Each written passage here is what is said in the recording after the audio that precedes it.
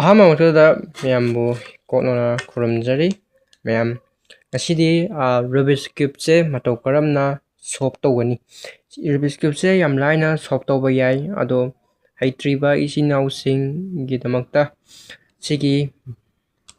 ꯀ꯭ꯌꯨꯕꯁꯦ ꯃꯇꯧ ꯀꯔꯝꯅ ꯁꯣꯜꯕ ꯇꯧꯅꯤ ꯍꯥꯏꯕꯗꯨꯀꯣ ꯁꯤꯁꯦ ꯑꯩ ꯁ꯭ꯀ꯭ꯔꯦꯝꯕꯜ ꯇꯧꯔꯒ ꯂꯩꯀꯣ ꯀ꯭ꯌꯨꯕꯁꯦ ꯑꯗꯣ ꯁꯤꯁꯤꯅ ꯐꯨꯜ ꯁꯣꯜꯕꯅꯤ ꯑꯍꯥꯟꯕꯗ ꯁꯤꯗ ꯍꯥꯟꯅ ꯇꯝꯁꯤꯀꯣ ꯁꯤ ꯏꯒꯅꯣꯔ ꯇꯧꯁꯤꯀꯣ ꯁꯤꯗ ꯊꯝꯁꯤ ꯑꯍꯥꯟꯕꯗ ꯇꯧꯗꯣꯏꯁꯦ ꯑꯩꯈꯣꯏ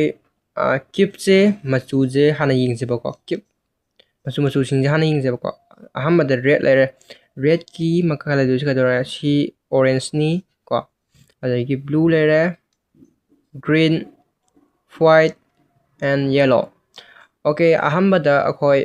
ꯁꯤꯒꯤ ꯃꯆꯨꯁꯤꯡꯁꯦ ꯍꯥꯟꯅ ꯈꯪꯕ ꯗꯔꯀꯥꯔ ꯑꯣꯏꯕꯀꯣ ꯁꯤꯒꯤ ꯃꯆꯨ ꯁꯤꯒꯤ ꯂꯩꯐꯝꯒꯤ ꯃꯆꯨꯁꯤꯡꯁꯦ ꯑꯩꯈꯣꯏ ꯂꯣꯏꯅꯃꯛ ꯈꯪꯕ ꯗꯔꯀꯥꯔ ꯑꯣꯏ ꯃꯁꯤ for example ko sida red layer red lekandari sigi makha sidadi kai leini ha matamda orange leini ba aduga sigi white layer dana ko white ki nakana kai leini yellow leidune ba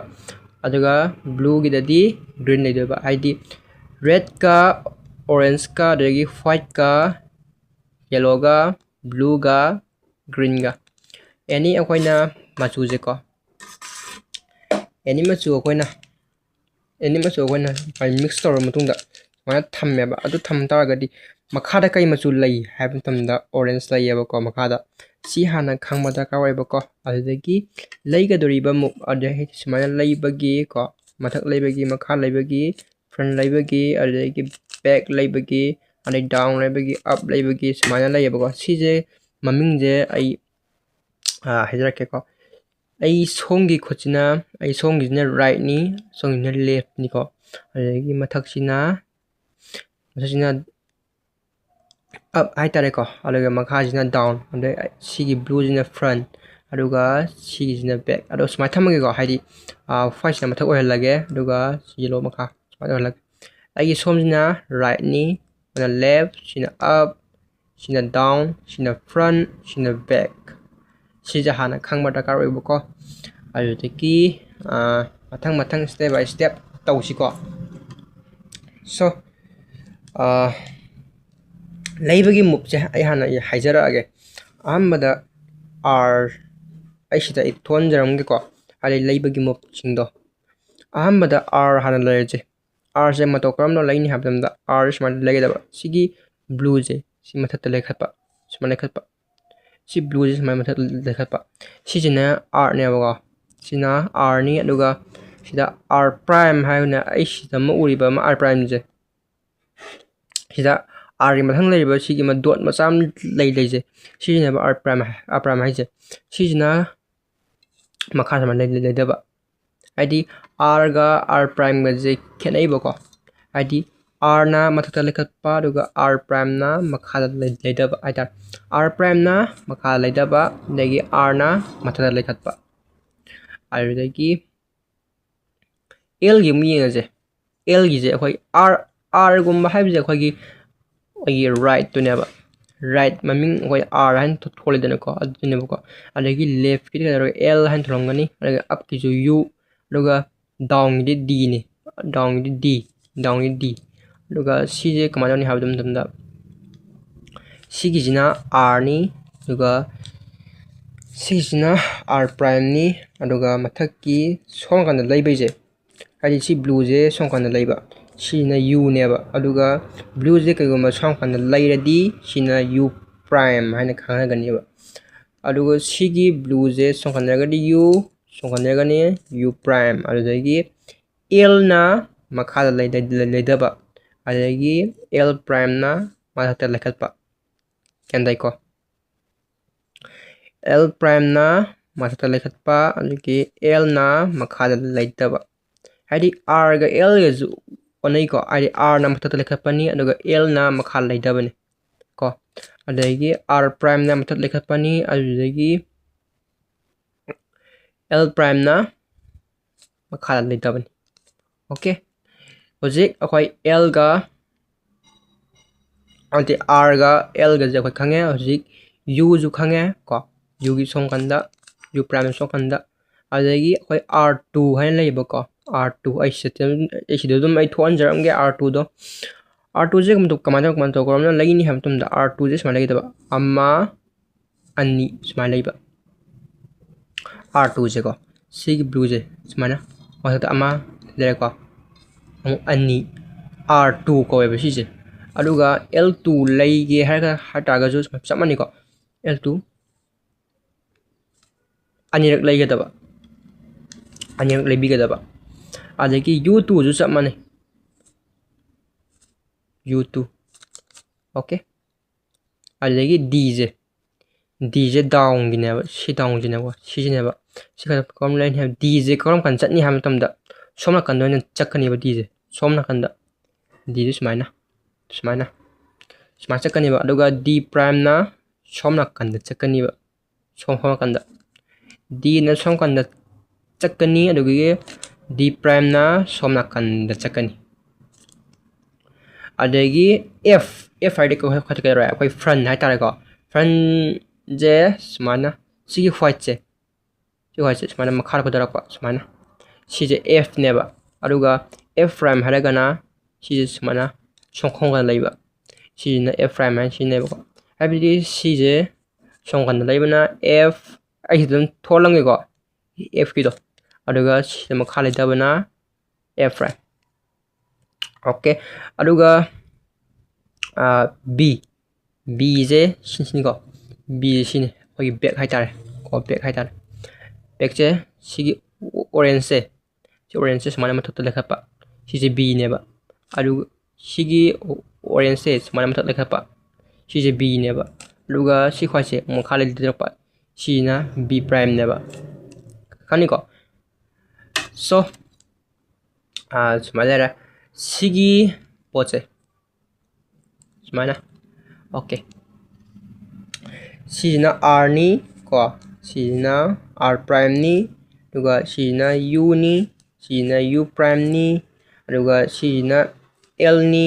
सिजना L prime नि सिजना F नि दुगा सिजना F prime नि को अदगी सिजना D नि सिजना D प्राइम नि दुगा सिजना B नि दुगा सिजना B प्राइम नि ओके अपन सि लैबगी सिंदो खंगमनिना आई सिता आई मो अमतंग सिसिन जगी को R U R prime U prime R U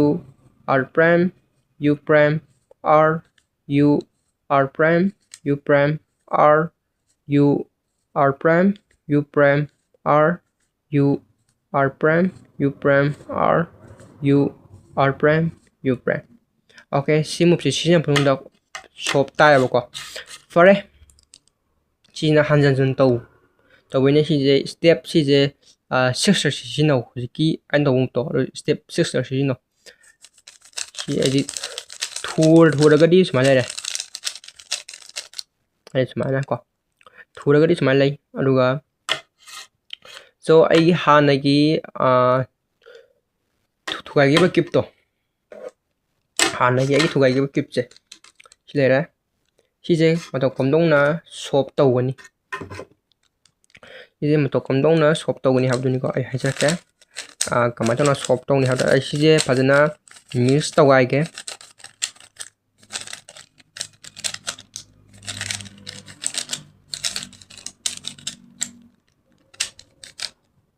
आई किपसे खितंग चपे को मैं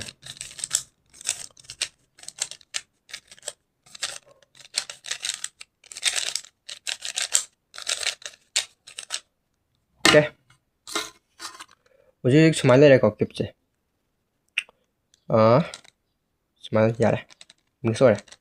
अदो सिजे कमदोंना शॉप तौनी हाबदो आई हाइरागे आई सिदा आइना फॉर्मुला चेदा खरा इयर थमेबो आई पेपर दा को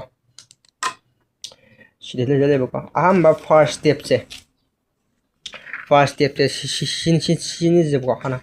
सिजिना जे ओके सॉरी फर्स्ट स्टेप से सिजिना जे अहम फर्स्ट स्टेप से आई मियाम उबिरम दब जे को आई सिदा ई फोटो थोम जरंगे सो अहम फर्स्ट स्टेप की सी ग्रीन नेबा ग्रीन गा green is white never ko aduga she's white never. Okay, so okay, green. Okay, green and white. So green and white say come down tong ni habdum the sigi green den song kan lay ko sija green song kan lay ko aduga yellow na ade white na white the matha dum na jare she's come down lay ni habda sigi mu shi ne ba sigi mu f se si move f prime shi ne ba f prime shi ne ba shi lay ko sumana f prime aduga she's na kai gumba white na makha lay ba ali white is mana makha lay ba sumana ko si ko ta ga dis mana f2 lay bi da f2 se thare ko f2 si sop tare aduga kai gumba white na sumana white na silera ba du green na silera ba white ma sai dum lay jani ko dum ko si ma thokra som taw ne ga sigi mup si na da ba sigi mup che dum da yeng ji ko si da lai da ko chap ma ne formula je dum mana pan je ko formula je okay u prime r u tare ko si tare aduga kai gumba sigi white che kai gumba sumana lairamba ta ga di dum sigi mup che si na da ba uji si mu green je mathak lai dena ko sumana ma khada pot pot biro sumana aduga sigi mup che na biro sigi mup ji ga cha mane ko cha mane same to same cha mane si kam dong ni habdan tunda si lekhat lo sim lekhat lo si tare adadi hoi ahambada sigi mup singje khangamina akhoi sigi singja hana ena sorji ko pare oi si chije chiade thokpa je si nakan namna thamgarge so hoji ahambada to ji sigi kipche cross to du ne ba haidi white singje noi cross to du ne ba ai for example sumana cross to du ne ba sumana ahamba first step che si ne ba aduga sumana mane green gi ala si sana hal laga ki sumana white cross ore aduga si green gi adagi red gi blue gi orange gi ko green gi okay si je mayai je center ko weba ko si mayai gi si white je si center ko weba si ni ko center no chamane aduga si na edges hai tare aduga si na corner si je sigi ma ahum long baje si na corner ko weba ko adu hoji step by step ta system ji ko ahambra cross hana semji tumda si orange ki line sumana mana hanba sumana machu singje sumana mana hanba adu si kono semni ai mamang no utkiba step by step ki ahamba hobagi do ai si jo thon jage sigi mupje sizin na ji ko ahambra white han tibiro white li center white to white asilera aduga lekhat pa yabagai bagi adjusting do si singjene ba ko ji lekhat to ji sin sigi mari jene lekhat to ji hoji sigi corner sing yaute ko hoji plus ta handoine plus ta hanje si sida lekhat pa yai ko yare ko aduga si ju sida lekhat pa yai ko si ju sida lekhat pa yare okay hoji si line phangye hoji line antang wale si inor to si sungaw yaude ko ado kaya le ming je okay makha le taragadi karama musina gani sigi second gi move f2 move se si na gada ba mana f2 and f5 je ka te ba f5 je front ne ba oi mamang hai tare ne ko pare ado si 5 cross tare 5 cross ta dragadi adom hanjan to bi ko so ki tarakani okay me white to silera लेखत पे याबे ngôn लेखत पे यारे shi लेखत पे यारे 시제 오케이 시기 के नोमै हरमगे 시기제 시 फाइटसे कमदाउना सिदा पुरकनी हाबदुनेबा 시 याम लाइको 시 Sumana f मु सिनाजिको f r सिनागरगा Simas ताइ हाइदि Sumana अमुतंग reverse हनजेको सी फाइटसे सिलाइरे फाइटसे सिदा थमदुनेबा सिदा सी फाइट सिगी फाइटसे सिदा पोक्तोनी को सिदा पोक्तोनेबा दि सी मु सिनाजबा f r सिनादबा दुगा सिदिम लाइरे सिदि f सिनाबिरो तारे अरो सिगी मचुजे सी मचु ऑरेंज सेम टू सेम सानाहनबा सिगिदी चाचाना देबा मचुजे लालेबको सिगी रेड की लेबमजे सिदनेबा दुगा सिगी ब्लू की लेबमजिना सिदनेबा सिगी ग्रीन की लेबमजिना सिदनेबा अदो कमना चेंज तौनी सी f2 ना सिन नगदमनिको सी ब्लू जे मखा समान पुदगरोबा समान मखा पुदगरो सी ब्लू जे इंजलो समाना दो सी समाना सी अमतंग रिवर्स हंगे को याम ज्ञान ताबिरमदसु याय सिगी ब्लू जे कमदोंना सिदा लाकनी हाबिजनेबा अदुदी f2 d and r2 माइना r2 हाइदि समाना सी r2 सिना तमदा सी ग्रीन जे मखा द पुदैदना r2 हदा सी ब्लू जे शॉप ओरे दुगा ग्रीन जे मखा पुदैदा सी ग्रीन जे सिदा थमदबा समाना d2 लेगा d2 समाना सिदा को पास मखा पुजगरे लो सिजे l2 सी मखा दम पुदै पुदैको पुदैतागदि सी रेड निदना समाना दुगा f2 सी तार रेड के तारे जै ब्लू के तारे ऑरेंज के तारे एंड ग्रीन के तारे सिजा अमतंगा रिवर्स हनजगे लेखत पे यावगे किनो फाइल लेरा लेखला सिजे कमदौना सिदा पुरकनी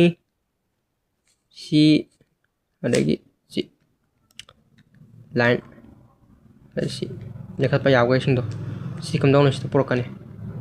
so f prime and u prime and r okay white cross star do sigi machu sinja sana hanji si white ka red ko ai si green lai ado si je red there si sana de सिगी जिना सिदा लाक्तोबा दुगा सिगी एजेसिना सिदा लाक्तोबा सिगी एजेसिना सिदा लाक्तोबा अनि जे change होनदोबा को f2 सिना बिरो सि मचु मन hello एदरो मखा पुदगरा सोंगा पुदरो एप्लिकेशन बिरो तारे सिजो दुगा सो सितागरे सिना फर्स्ट स्टेप ने को सिना को सेकंड स्टेप तमजे फर्स्ट स्टेप के होय क्रॉस तारे सेकंड स्टेप त सिगी कॉर्नर सिंजे सी चप मागी लेबम थोपा जगह ले हंदे कमान तो ले हन्ने सुमाना सिगी कॉर्नर सिंजे सी मचु सिंजे चाचाना हन बाय तारे मसागे लेबम थोपा जगह दा ले हनबा सिदा के मु सरके को सिगी मुक्ति सिनागदबा गाइस सिगी मुक्ति सेकंड स्टेप ता सी फर्स्ट स्टेप और यारो सिना सेकंड स्टेप हजब तारे उसके ना फर्स्ट नहीं सिना सेकंड स्टेप ने ये जिंबियो सिगी पंचो से सी व्हाइट का ग्रीन का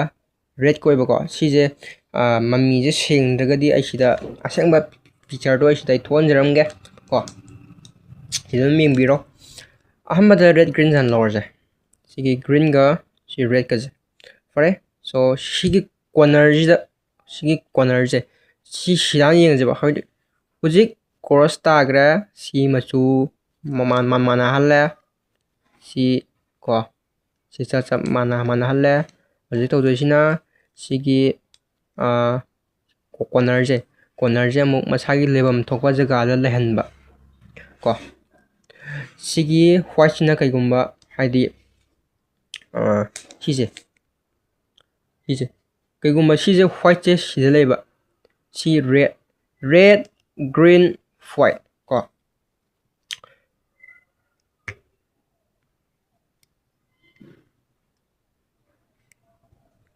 sijina green ni sorry sijina white ni sijina green ni sijina red ni ko sigi corner je se thamdoine ba ado sumaina corner si ma thiraga sigi mapa je chap chan thambiro ba sijina makhara olaga ago si white je songan le na aigi right rom den le na white ko right rom lai da targadi sigi second ye move je si na da ba ake si white je se le ba ko makha le jina red ne ba ago sigi makha le jina white ni ko si first ye move sigi jina makha le jina white ni aduga si first ni le aduga green jina makha le so si songan le ko songan le kan si mu synergy r prime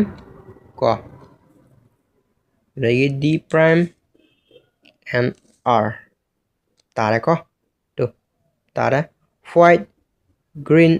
red tare ko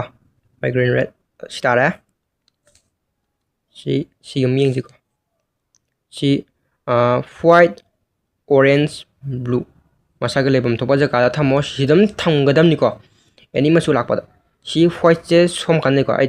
di white je front onjala leba white je white front onjama thiro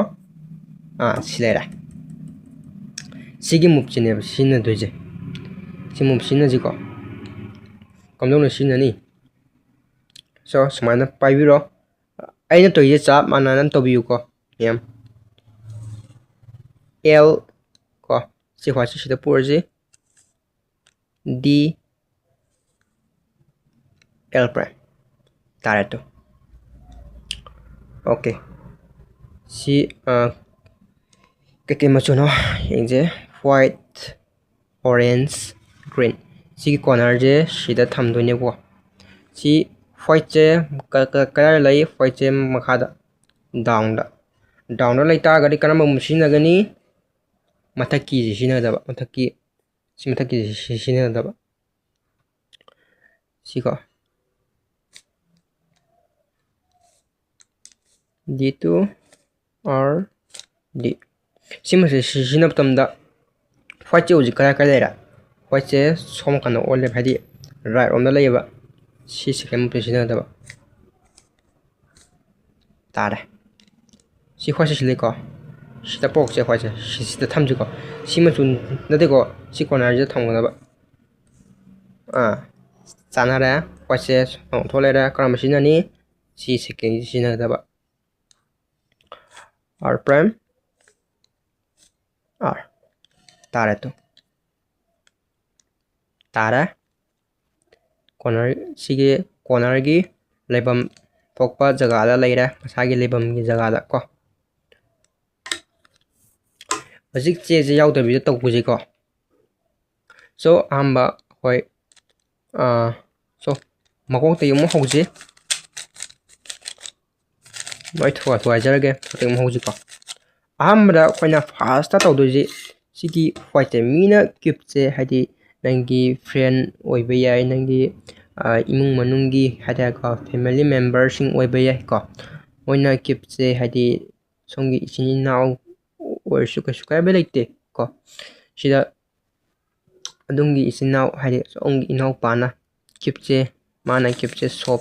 mana cube che mix tawre ba ko cube che mix tawre ado nonda cube che pire eba cube che sop to biyona ado ahambra tawde karamba machu hana yingni habam tamda sigi mayai gi center je mayai gi center je machu white oiba na thida machu white color han thida sigi mayai gi orange se sije center ko eba sigi machu je white ohanga da white first letter aina hana hai do hana hamba haibda hana ai machu hana yeng ba da har oi hado machu je sijine ko orange orange ka red ka je sama nei ba orange ka red ka je same ne ba ko mohoi bani je machine naw ne ha tare aduga yellow ga white ka je jo moi bani machine naw ni aduga blue ga green ga je jo moi bani machine naw ni si hana khango ba ko adegi machu je ying je ba adu smana tore mix tore piri ni bo mix tore piri ni adongi friend natraga inaupa na ko mix tore piri a adu se yellow ora yellow taragadi makara kai machu leini white white le ko adu di taragadi si white nang ha ma yenge ko alim thang damu sigi megi eje singja hiyengo ba sida white oi ba jaga ga yengo ba si white cross to du ne ba white cross adu di sigi je sigi ani je si white ani je si white ani je kamdong na sida porakani si f sabiro dekhala si de kamdong na sida lakani si okay sanare si sanadre ado sumana condition ama ko sumana koi si je blue sumana taba rogo green gi sumana taba rogo si ani je change to de kama tong ni habtumda si misal lebam to jaga da thamo habdore misal lebam to jaga da sumana si blue gi orange gi green gi red gi blue gi okay mahang da mu corner jang pai ga da ba corner je sigi corner je sidum laira me ko ado si white ni si green ni si red ni masagi lebam thoba jaga oi ba sida ado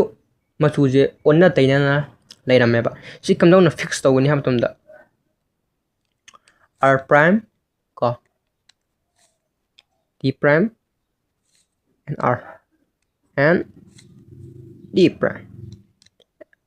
okay simu sina pamda sigi white hona da ko soma kana lai targa de agi mamang gida hai giba soma kana lai targa de second step sin hina da second step ai sida da thon jange second step to kale da biro hadi maming hinja hajara ke r prime d prime and r tare ko ado sije khangdraga ju hanjan na dum yeng biyo okay si white ne green ne orange ne masagi lebam thupa jaga da sida si corner je sida pok to hindu si corner jina atopa any jaga da ma chatki bayai aduna si corner je se puje hojik white color lai habdi corner gi da yawa white to makha lai ko makha lai taraga de karma move sina gani habam tumda sina first move sina da ba aise thon jange ko first move to r prime d prime and d prime sida d prime ha je asije d2 ni sina bi ko si d2 sina bi r and d hoji white kala leira sida leira white sida laita ga de karma move sina gani second move to sina ga da ba ko r prime d prime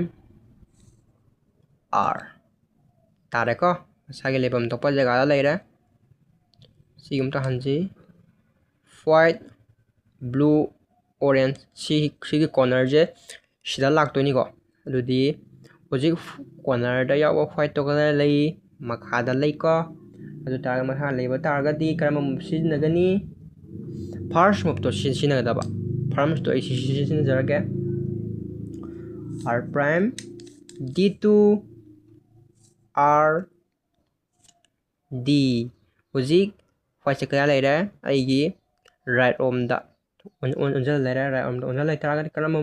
karama step sina gani ama second step to adu step to sina da ba r prime d prime r tare ko adu targa di am tangare hoji silera si masagi lebam to si line makha da thamo hoji white karam kom kan lai white che agi right om da lai siler ko sida lay taragadi karamba step sinagani second step to sinagadaba r prime d prime last r tare ko si corner tare si corner tare corner tare corner tare okay second step audagi third step amuk tamase koi second step loigre first step loigre hujik atuje third step tana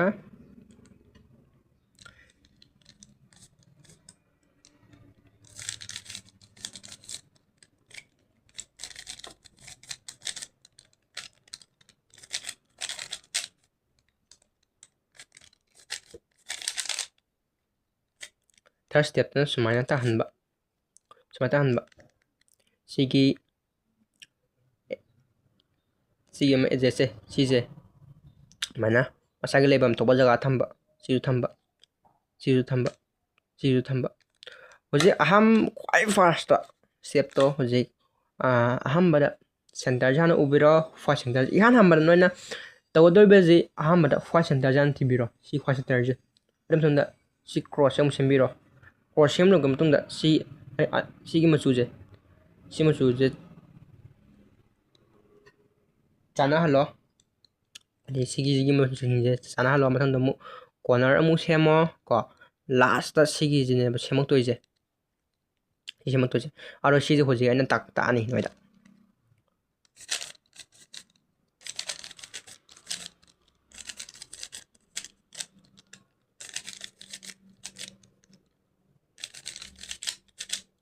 okay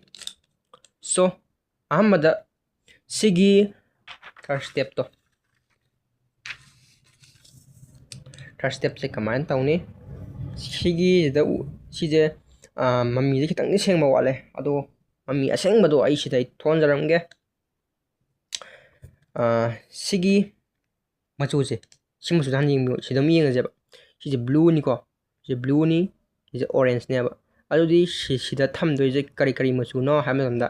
sida orange oiba thamgada ba sida blue oiba thamgada ba adu taragadi orange blue ko orange blue kadai lei orange blue orange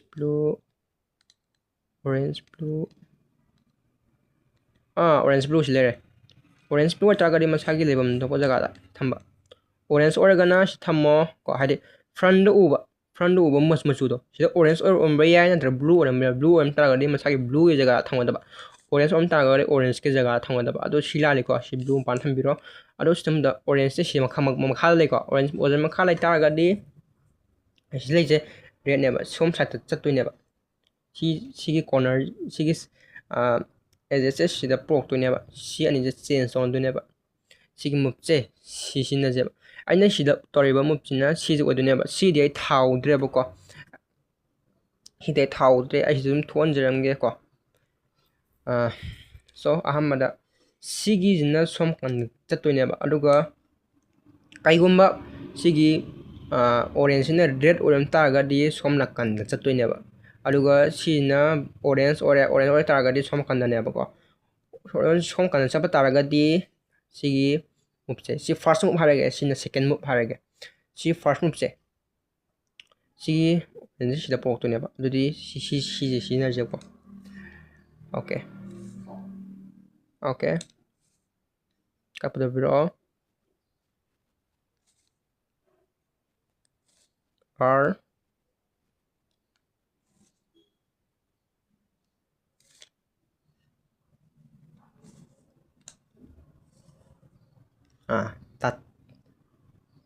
ta ko masagi lebam to jaga laira ko do si blue soma kanda sijin ko leirani khalendarni chonpurni pathak lai khalatni simu songkon salani leirani purani soptada si green orange sida sigi move sijin da ba sigi second move sijin da ba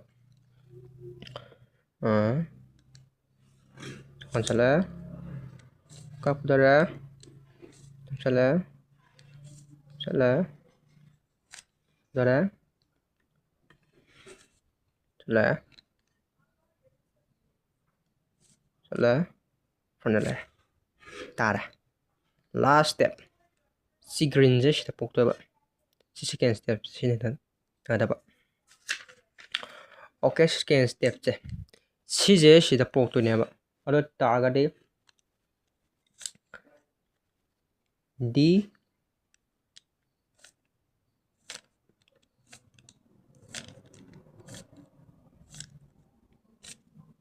ꯇꯥꯔꯦ ꯁꯦꯀꯦꯟ ꯊꯥꯔꯠ step ꯇꯥꯔꯦ okay ꯒꯥꯏꯁ ꯁꯤꯕꯨꯛꯇꯪ ꯇꯧꯖꯔꯒꯦ ꯃꯊꯪꯗ ꯇꯧꯗꯣꯏꯁꯦ ꯂꯥꯁ ꯂꯦꯌꯔꯁꯦ ꯁꯤꯒꯤ fort ꯁ꯭ꯇꯦꯞꯇꯅ ꯌꯦꯜꯂꯣꯁꯦ cross ꯑꯣꯏꯍꯟꯗꯣꯏꯅꯦꯕ ꯍꯧꯖꯤꯛ ꯑꯩꯈꯣꯏ ꯁꯤꯁꯦ ꯑꯝꯇ ꯇꯝꯈꯤꯁꯤꯀꯣ ꯁꯤ ꯊꯥꯔꯠꯀꯤꯁꯦ ꯑꯝꯇꯪ ꯇꯝꯈꯤꯁꯦ ꯑꯩ ꯊꯨꯒꯥꯏꯖꯒꯦꯀꯣ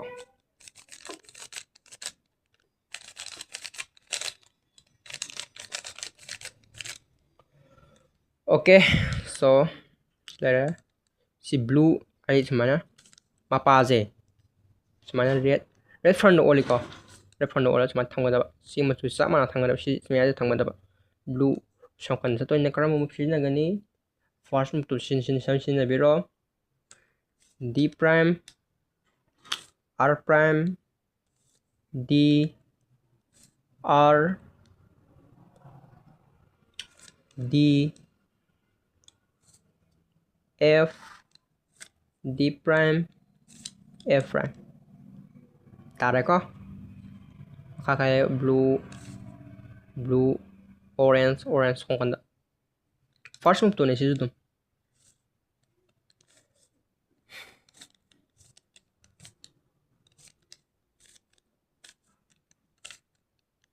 तारे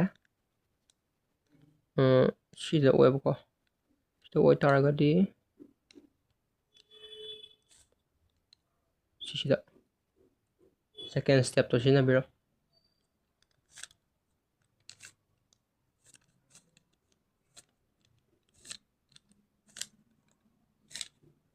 따라 orange green some kind of food 되봐 아주 따라가디 first 또 시나비로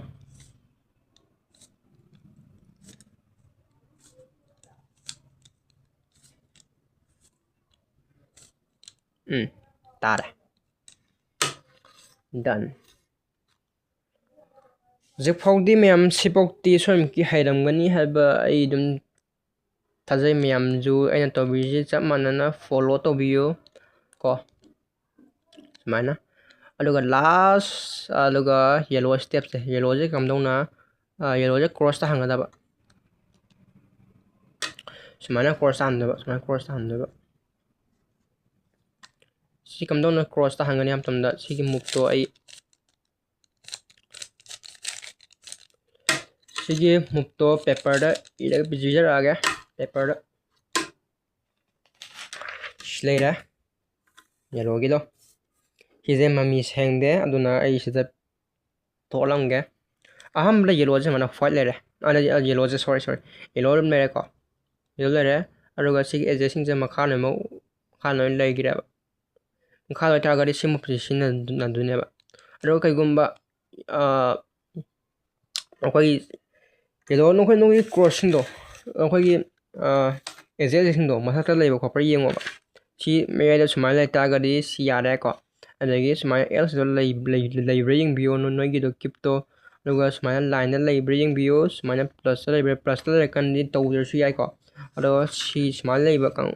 सुमाय लेबा इसिनाउ सिंगिदमक्ता इ तौजगे अहमदा सिगे मुसिजनबा F R U R prime U prime F prime लाइगदबर नियम दो सिद लेरे कमदौना लाइनी हायबदा सी अहमबगी सी मयादा लाइजे सिदि होगो सी एनी मफम जगारे होबे सिदि होगेरा अदो होबा याबा हायबजे सिगी एजेसिना मथक्ता कइगुम्बा लई तारगदी यारोय हाय लेनिंग मगोंदा लाइबदो सी मखा लेनिंग मगोंदा लाइबे सिगी मुभ सिजनरजिको F R U R prime U prime F prime sumai laiba matunda L shape laeba si L shape se karam target lai soma kan leitra songkanda sija na si dan songkan thambiyo sumana si L si yaudi ko si je ino to bi ko si L layer nangi khudom yum bala thambiyo ba sumana L soma on thoga aduga sim position na biyo ba F R U R prime U prime F prime sim position na pram da mu L line shape laktra ko sim sim tagra sim lai sim se ta ba matamda ko sumana sida F R U R prime U prime F prime sigi move sini ko ai haije sim move je sida sin na bada swam ki plus tagani plus se swam ki tagani plus tar de okay done aduga sida sin na taragadi yade aduga sin na bu yade sida sin na ba yai sida sin na ba yai haije sigi move sini ko sin na ba yai je F R U R prime U prime plus F prime yellow cross tare ay amutanga ay reverse hanjage hojik sumana laiba isnaw sing dum yongani si ay side ta thamgrage ko hojik sumana laibre sumala taragadi si corner je matha to onkhatleba ko corner matha onkhala kasu kai blaite si ju hanagi si ne kai matha to lai taragadi ko matha to laiba habi sumana to bonida si dagi lai hoba yai sida hoba yai sida hoba yai sigi move lai gim tumda L shape se laeba si L shape se laga krom jaga thangani nangi left side ki nangi khodombi hata si khodombi je si ma pa je sumana thambiba aduga sidagi move sina daba sida move sina ba yade sida sina ba ko F R U R prime U prime F prime hojiki L shape to adugi move amusi L shape to aduda akana move to sina gramina hojik line shape la si line shape ko si line shape la abnina akoi si move sina ji F R U R prime U prime plus F prime cross la si cross la pada akoi gi adongi si je yellow gi edges sing je machu yinduna sumana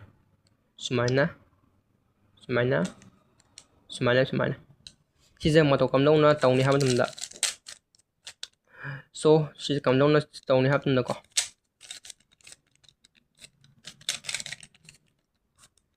mix to gaige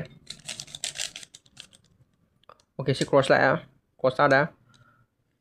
si je yellow ga green ga the blue layer si sanade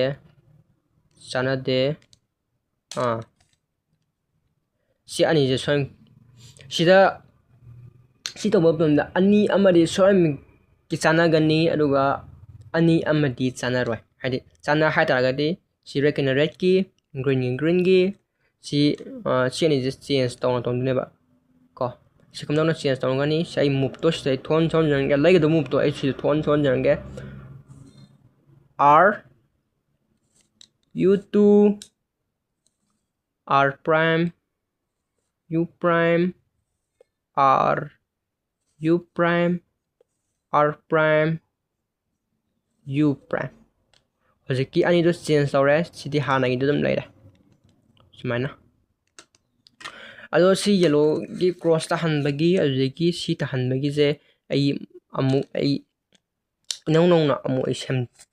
sem jara ke nong sem jara ke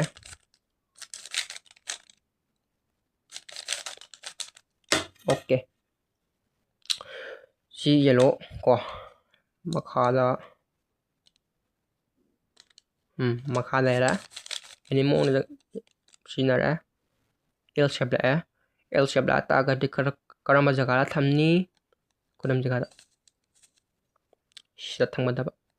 simu sina da F R U R prime U prime F prime simu sina da L the line shape la si yaw de ko mya si yaw de ko si line ji ko ꯁꯤ ꯂꯥꯛꯇꯥꯔꯒꯗꯤ ꯁꯤꯗ F ꯌꯥꯗꯦ ꯁꯤꯖꯤꯟꯅꯕ ꯌꯥꯗꯦ ꯌꯥꯗꯦ ꯌꯥꯏ ꯁꯤꯖꯤꯟꯅꯕ ꯌꯥꯏ ꯁꯤꯖꯤꯟꯅꯕ ꯃꯨꯞ ꯇꯨꯅꯤꯀꯣ ꯁꯤꯖꯤꯟꯅꯕ ꯌꯥꯏ ꯍꯥꯏꯁꯦ F R U R prime U prime F prime cross ꯇꯥꯔꯦ ꯑꯗꯨꯒ ꯁꯤ ꯃꯆꯨꯁꯤꯡꯁꯦ ꯃꯥꯟꯅꯍꯜꯂꯤꯁꯤꯗ ꯁꯣꯏꯅꯀꯤ ꯃꯆꯨ ꯑꯅꯤ ꯑꯃꯗꯤ ꯁꯣꯏꯅꯀꯤ ꯃꯥꯟꯅꯒꯅꯤ ꯃꯆꯨ ꯑꯅꯤ ꯑꯃꯗꯤ ꯁꯨꯡꯃꯥꯟ ꯃꯥꯟꯅꯔꯣꯏ ꯑꯗꯨꯗꯣ ꯆꯦꯟꯖ ꯇꯧꯒꯗꯕ ꯃꯨꯞꯇꯣ ꯑꯩ ꯑꯗꯨꯝ ꯊꯣꯟꯖꯔꯝꯒꯦꯀꯣ ꯃꯨꯞ ꯇꯧꯒꯗꯕ ꯆꯦꯟꯖꯇꯣ ꯍꯧꯖꯤꯛꯐꯥꯎꯗꯤ ꯂꯩꯇ꯭ꯔꯤꯕꯅꯤꯅ ꯀꯣ ꯆꯥꯟꯅꯔꯦꯀꯣ ꯆꯥꯟꯅꯗ꯭ꯔꯦꯕ ꯁꯤꯁꯦ ꯁꯤꯒꯤ ꯃꯨꯞꯇꯣ ꯑꯩ ꯁꯤꯗꯗꯤ ꯊꯣꯔꯝꯒꯦ ꯁꯤꯝꯁꯦ ꯁꯨꯃꯥꯏꯅ ꯇꯧꯗꯣꯏꯕ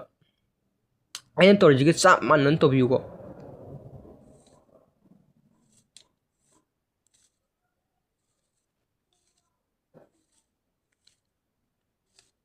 ꯇꯥꯔꯦꯀꯣ ꯇꯥꯔꯦ ꯂꯥꯁ ꯁ꯭ꯇꯦꯞꯇ ꯈꯇꯪ ꯂꯥꯁ ꯁ꯭ꯇꯦꯞꯇ ꯍꯧꯖꯤꯛ ꯀꯣꯔꯅꯔꯁꯤꯡꯁꯦ ꯃꯁꯥꯒꯤ ꯂꯩꯐꯝ ꯊꯣꯛꯄ ꯖꯒꯥꯗ ꯊꯝꯕ ꯀꯣ ꯁꯤꯒꯤ ꯃꯆꯨ ꯒ꯭ꯔꯤꯟ ꯑꯣꯔꯦꯟꯖ ꯌꯦꯂꯣ ꯃꯁꯥꯒꯤ ꯂꯩꯐꯝ ꯊꯣꯛꯄ ꯖꯒꯥ ꯂꯩꯔꯦ ꯁꯤ ꯃꯁꯥ ꯂꯩꯐꯝ ꯊꯣꯛꯄ ꯖꯒꯥ ꯂꯩꯇꯦ ꯁꯤꯗ ꯂꯩ ꯁꯤꯒꯤꯁꯤꯅ ꯁꯤꯗ ꯂꯥꯛꯇꯣꯏꯅꯤ ꯁꯤꯒꯤꯁꯤꯅ ꯁꯣꯔꯤ ꯁꯤꯒꯤꯁꯤꯅ ꯁꯤꯗ ꯂꯥꯛꯇꯣꯏꯅꯤ ꯑꯗꯨꯒ ꯁꯤꯒꯤꯁꯤꯅ ꯁꯤꯗ ꯂꯥꯛꯇꯣꯏꯅꯤ ꯑꯗꯨꯒ ꯁꯤꯒꯤꯁꯤꯅ ꯁꯤꯗ ꯂꯥꯛꯇꯣꯏꯅꯤ ꯍꯥꯏꯗꯤ ꯀꯣꯔꯅꯔꯁꯤ ꯎꯕ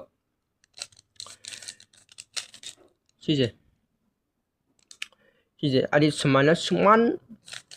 ꯃꯥꯟꯅꯗꯕꯁꯨ ꯂꯩꯕ ꯁꯨꯃꯥꯏꯅ ꯃꯥꯟꯅꯗꯕꯁꯨ ꯍꯥꯏꯕꯗꯤ ꯃꯁꯥꯒꯤ ꯂꯩꯐꯝ ꯊꯣꯛꯄ ꯖꯒꯥꯗ ꯂꯩꯇꯕ ꯍꯥꯏꯇꯥꯔꯦ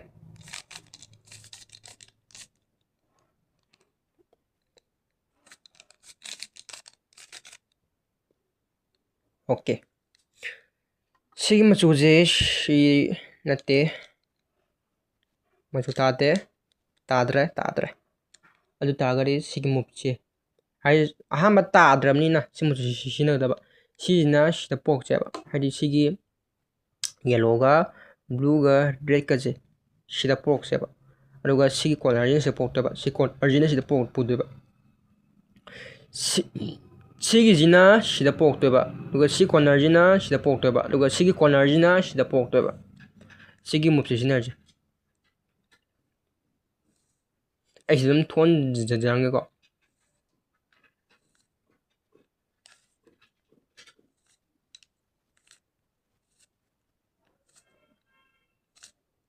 ꯑꯣꯀꯦ ꯁꯤꯗ ꯄꯣꯔꯛꯑꯦ ꯁꯤꯗ ꯂꯩꯔꯝꯕꯗꯣ ꯁꯤꯗ ꯄꯣꯔꯛꯑꯦ ꯑꯗꯨꯒ ꯁꯤꯗ ꯂꯩꯔꯝꯕ ꯀꯣꯔꯅꯔꯗꯣ ꯁꯤꯗ ꯄꯣꯔꯛꯑꯦ ꯁꯤꯗ ꯂꯩꯔꯝꯕ ꯀꯣꯔꯅꯔꯗꯣ ꯁꯤꯗ ꯄꯣꯔꯛꯑꯦ ꯀꯣ ꯑꯗꯨ ꯇꯥꯔꯒꯗꯤ ꯁꯨꯃꯥꯏꯅ ꯑꯩꯈꯣꯏꯅ ꯑꯝꯇꯪ ꯇꯧꯈꯤꯕꯗ ꯃꯆꯨ ꯑꯃꯗ ꯇꯥꯔꯝꯒꯅꯤ ꯃꯁꯥꯒꯤ ꯂꯩꯐꯝ ꯊꯣꯛꯄ ꯖꯒꯥꯗ ꯂꯩꯔꯝꯒꯅꯦꯕ ꯃꯆꯨ ꯑꯃ ꯁꯤ ꯃꯆꯨ ꯂꯩꯇꯦ ꯃꯁꯥꯒꯤ ꯂꯩꯐꯝ ꯊꯣꯛꯄ ꯖꯒꯥ ꯂꯩꯇꯦ ꯁꯤ ꯂꯩꯔꯦ ꯁꯤ ꯂꯩ ꯇꯥꯔꯒꯗꯤ ꯅꯪꯒꯤ ꯈꯨꯕꯤ ꯖꯒꯥ ꯊꯝꯕꯤꯔꯣ ꯁꯨꯃꯥꯏꯅ ꯅꯪꯒꯤ ꯀꯩ ꯍꯥꯏꯇꯥꯔꯦ ꯑꯣꯏꯒꯤ ꯈꯨꯕꯤ ꯃꯅꯥꯛꯇ ꯁꯨꯃꯥꯏꯅ ꯊꯝꯕꯤꯔꯣ ꯅꯪꯒꯤꯁꯦ ꯑꯗꯨꯒ ꯁꯤꯅ ꯁꯤ ꯄꯣꯛꯇꯣꯏꯅꯤ ꯁꯤꯅ ꯁꯤ ꯄꯣꯛꯇꯣꯏꯅꯤ ꯁꯤꯅ ꯁꯤ ꯄꯣꯛꯇꯣꯏꯅꯤ ꯑꯗꯨꯗꯤ ꯁꯤꯃꯨꯛꯁꯨ ꯑꯗꯨꯝ ꯁꯤꯖꯤꯟꯅꯕꯤꯔꯣ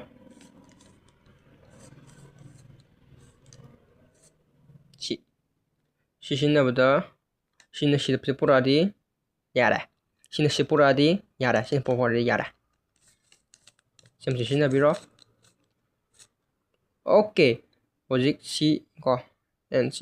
ꯁꯤ ꯐꯨꯜ ꯑꯣꯏꯔꯦ ꯁꯤ ꯐꯨꯜ ꯑꯣꯏꯔꯦ ꯁꯤꯁꯦ ꯀꯝꯗꯧꯅ ꯐꯨꯜ ꯑꯣꯏꯍꯟꯒꯅꯤ ꯍꯥꯏꯗꯤ ꯁꯤꯁꯦ ꯃꯤ ꯌꯥꯅꯤ ꯁꯤꯒꯨꯝꯕ ꯇꯧꯅꯤꯡꯗꯅ ꯍꯥꯏꯗꯤ ꯂꯩꯊꯣꯛꯄꯁꯨ ꯑꯗꯨꯝ ꯌꯥꯏꯕ ꯁꯤ ꯂꯩꯊꯣꯛꯄ ꯌꯥꯏꯕ ꯁꯤꯁꯦ ꯑꯗꯣ ꯂꯩꯊꯣꯛꯇꯅꯕ ꯃꯨꯞꯁꯦ ꯀꯝꯗꯧꯅ ꯇꯧꯅꯤ ꯁꯤꯁꯦ ꯑꯩ ꯁꯤꯗ ꯑꯩ ꯊꯣꯛꯍꯟꯖꯔꯝꯒꯦ ꯁꯤꯒꯤ ꯃꯨꯞꯁꯦ ꯁꯨꯃꯥꯏꯅ ꯁꯤ ꯌꯦꯜꯂꯣꯁꯦ ꯅꯪꯒꯤ ꯐ꯭ꯔꯟꯗ ꯑꯣꯟꯁꯤꯟꯕ ꯉꯥꯏꯌꯣꯕ ꯁꯤꯁꯦ ꯁꯤꯒꯤ ꯌꯦꯜꯂꯣꯁꯤꯗ ꯑꯗꯨꯝ ꯃꯨꯟꯅ ꯑꯗꯨꯝ ꯌꯦꯡꯉꯒ ꯂꯩꯒꯗꯕ ꯀꯩꯝꯇ ꯃꯤꯐꯝ ꯍꯣꯡꯕ ꯌꯥꯗꯦ ꯀꯣ ꯁꯤ ꯁꯤꯖꯤꯟꯅꯕꯤꯔꯣ ꯌꯨ ꯄ꯭ꯔꯥꯏꯝ ꯑꯥꯔ ꯄ꯭ꯔꯥꯏꯝ ꯁꯤ ꯂꯩꯀꯣ ꯌꯨ ꯑꯗꯩ ꯑꯥꯔ ꯁꯤꯝꯕꯜ ꯁꯤꯖꯤꯟꯅꯕꯤꯔꯣ ꯑꯣꯀꯦ ꯁꯤꯗ ꯄꯣꯔꯛꯑꯦ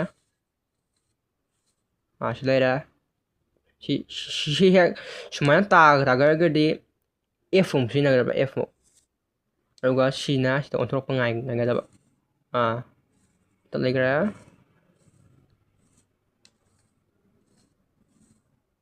ꯁꯣꯝꯀꯥꯟꯗ ꯂꯩꯈ꯭ꯔꯦ ꯁꯤ ꯂꯩꯔꯦ ꯁꯤꯗ ꯄꯣꯔꯛꯑꯦ ꯂꯥꯁꯇ ꯑꯦꯐ ꯇꯥꯔꯦ ꯀꯤꯞ ꯁꯣꯞ ꯇꯧꯔꯦ ꯑꯗꯣ ꯁꯤꯁꯦ ꯏꯆꯤꯟꯅꯥꯎꯁꯤꯡ ꯑꯩꯅ ꯇꯥꯛꯈꯤꯕꯗ ꯃꯌꯥꯝꯅ ꯈꯪꯗꯕ ꯌꯥꯎꯔꯒꯁꯨ ꯀꯃꯦꯟꯗ ꯍꯥꯏꯕꯤꯔꯝꯃꯣ ꯑꯗꯨꯒ ꯃꯌꯥꯝ ꯄꯨꯛꯅꯤꯡ ꯊꯧꯒꯠꯄꯤꯕ ꯑꯣꯏꯅ ꯂꯥꯏꯛ ꯑꯃꯃꯝꯇꯪ ꯅꯝꯕꯤꯔꯝꯃꯣ ꯑꯗꯨꯒ ꯁꯤꯗꯒꯤ ꯁꯤꯒꯤ ꯀ꯭ꯌꯨꯕꯁꯦ ꯍꯥꯏꯗꯤ ꯏꯆꯤꯟꯅꯥꯎꯁꯤꯡꯅ ꯍꯥꯏꯗꯤ first step second step third step fourth step fifth step six step ꯁꯤꯗ ꯒ꯭ꯌꯥꯟ ꯇꯥꯕꯤꯗꯕꯁꯤꯡ ꯌꯥꯎꯔꯒꯁꯨ ꯑꯩ ꯃꯊꯪꯒꯤ ꯚꯤꯗꯤꯑꯣꯗ ꯅꯧꯅ ꯑꯗꯨꯒꯤ ꯍꯥꯏꯗꯤ ꯁꯦꯀꯦꯟ ꯁ꯭ꯇꯦꯞꯀꯤꯅ ꯁꯦꯀꯦꯟ ꯁ꯭ꯇꯦꯞꯀꯤ ꯚꯤꯗꯤꯑꯣ ꯑꯣꯏꯅ ꯁꯦꯝꯖꯔꯛꯀꯅꯤ ꯑꯗꯨꯒ ꯊꯥꯔꯠ ꯁ꯭ꯇꯦꯞꯀꯤꯅ ꯊꯥꯔꯠ ꯁ꯭ꯇꯦꯞꯀꯤ ꯇꯣꯉꯥꯟꯅ ꯑꯃ ꯁꯦꯝꯖꯔꯛꯀꯅꯤ ꯑꯗꯣ ꯃꯌꯥꯝ ꯑꯩꯅ ꯇꯥꯛꯄꯗ ꯒ꯭ꯌꯥꯟ ꯇꯥꯔꯒꯗꯤ ꯑꯩ ꯍꯥꯏꯗꯤ ꯑꯗꯣ ꯃꯌꯥꯝꯒꯤ ꯃꯣꯠꯅꯤꯀꯣ ꯍꯥꯏꯗꯤ ꯒ꯭ꯌꯥꯟ ꯇꯥꯗꯕꯅ ꯈ꯭ꯋꯥꯏꯗꯒꯤ ꯌꯥꯝꯃꯒꯗꯤ ꯑꯩ ꯑꯗꯨꯝ ꯁꯦꯝꯖꯔꯛꯀꯦ ꯀꯃꯦꯟꯗ ꯒ꯭ꯌꯥꯟ ꯇꯥꯗꯕꯁꯤꯡ ꯌꯥꯎꯔꯒꯁꯨ ꯍꯥꯏꯗꯤ ꯁꯦꯀꯦꯟ ꯁ꯭ꯇꯦꯞꯅ ꯒ꯭ꯌꯥꯟ ꯇꯥꯗ꯭ꯔꯤꯔꯥ ꯐꯥꯔꯁ ꯁ꯭ꯇꯦꯞꯅ ꯒ꯭ꯌꯥꯟ ꯇꯥꯗ꯭ꯔꯤꯔꯥ ꯊꯥꯔꯠ ꯁ꯭ꯇꯦꯞꯅ ꯒ꯭ꯌꯥꯟ ꯇꯥꯗ꯭ꯔꯤꯔꯥ ꯑꯗꯨ ꯀꯃꯦꯟꯗ ꯍꯥꯏꯔꯝꯃꯣ ꯑꯗꯨꯒ ꯃꯁꯤꯡ ꯈ꯭ꯋꯥꯏꯗꯒꯤ ꯌꯥꯝꯕ ꯍꯥꯏꯗꯤ ꯁꯦꯀꯦꯟ ꯁ꯭ꯇꯦꯞꯅ ꯃꯁꯤꯡ ꯈ꯭ꯋꯥꯏꯗꯒꯤ ꯌꯥꯝꯃꯦꯅ ꯈꯜꯂꯣ ꯑꯗꯨꯗꯤ ꯁꯦꯀꯦꯟ ꯁ꯭ꯇꯦꯞꯀꯤ ꯑꯣꯏꯅ ꯚꯤꯗꯤꯑꯣ ꯑꯣꯏꯅ ꯁꯦꯝꯖꯔꯛꯇꯣꯏꯕ ꯑꯗꯨꯒ ꯊꯥꯔꯠ ꯁ꯭ꯇꯦꯞꯀꯤ ꯑꯣꯏꯅ ꯈ꯭ꯋꯥꯏ ꯌꯥꯝꯃ ꯈꯟ ꯊꯥꯔꯠ ꯁ꯭ꯇꯦꯞꯀꯤ ꯑꯣꯏꯅ ꯁꯦꯝꯖꯔꯛꯇꯣꯏꯕ ꯁꯨꯃꯥꯏꯅ ꯁꯣ ꯀꯤꯞꯁꯦ ꯑꯩ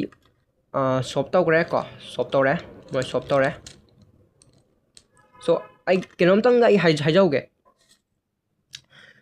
ꯑꯍꯥꯟꯕ ꯂꯩꯔꯛꯑꯦ ꯀ꯭ꯌꯨꯕꯁꯦ ꯑꯍꯥꯟꯕ ꯂꯩꯔꯛꯑꯦꯀꯣ ꯑꯗꯨꯒ ꯑꯩꯈꯣꯏꯅ ꯀꯩꯒꯨꯝꯕ ꯁꯣꯏꯗꯅ ꯑꯩꯈꯣꯏꯅ ꯐꯛꯇꯣꯛꯑꯒ ꯀ꯭ꯌꯨꯕꯁꯦ ꯐꯛꯇꯣꯛꯑꯒ ꯑꯇꯣꯞꯄ ꯖꯒꯥ ꯑꯃꯗ ꯍꯥꯞꯆꯤꯟꯕ ꯃꯁꯤ ꯁꯨꯡꯇꯧ ꯇꯧꯕꯤꯒꯅꯨꯀꯣ ꯁꯤꯁꯦ ꯃꯁꯤ ꯁꯨꯡꯇꯧ ꯇꯧꯕꯤꯒꯅꯨ ꯃꯁꯤ ꯇꯧꯕꯁꯤꯅ ꯑꯩꯈꯣꯏꯒꯤ ꯑꯍꯥꯟꯕ ꯑꯩꯅ ꯇꯥꯛꯄꯗ ꯍꯦꯟꯅ ꯁꯣꯏꯔꯛꯀꯅꯦꯕ ꯍꯥꯏꯗꯤ ꯃꯆꯨꯗꯣ ꯒ꯭ꯌꯥꯟ ꯉꯥꯎꯒꯅꯦꯕ ꯍꯥꯏꯗꯤ ꯁꯨꯃꯥꯏꯅ ꯇꯥꯍꯟꯕꯤꯌꯣꯕ ꯍꯥꯏꯗꯤ ꯁꯨꯃꯥꯏꯅ ꯃꯆꯨꯁꯤꯡꯁꯦ ꯁꯨꯃꯥꯏꯅ ꯍꯥꯏꯗꯤ ꯆꯞ ꯃꯥꯟꯅꯩꯀꯣ ꯁꯦꯝ ꯇꯨ ꯁꯦꯝꯅꯦ ꯑꯩꯒꯤꯁꯦ ꯆꯞ ꯃꯥꯟꯅꯩ ꯀ꯭ꯌꯨꯕꯁꯦ so and orange and yellow chap mane ko cubes chap mane cubes so ahamba cubes thugairaga to sake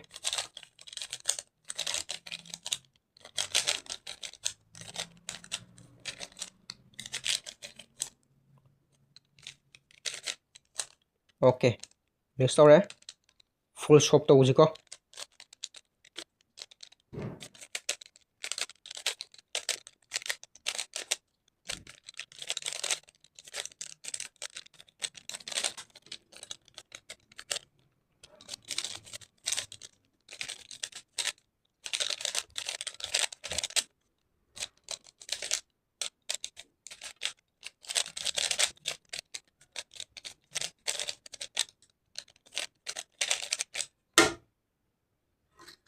tar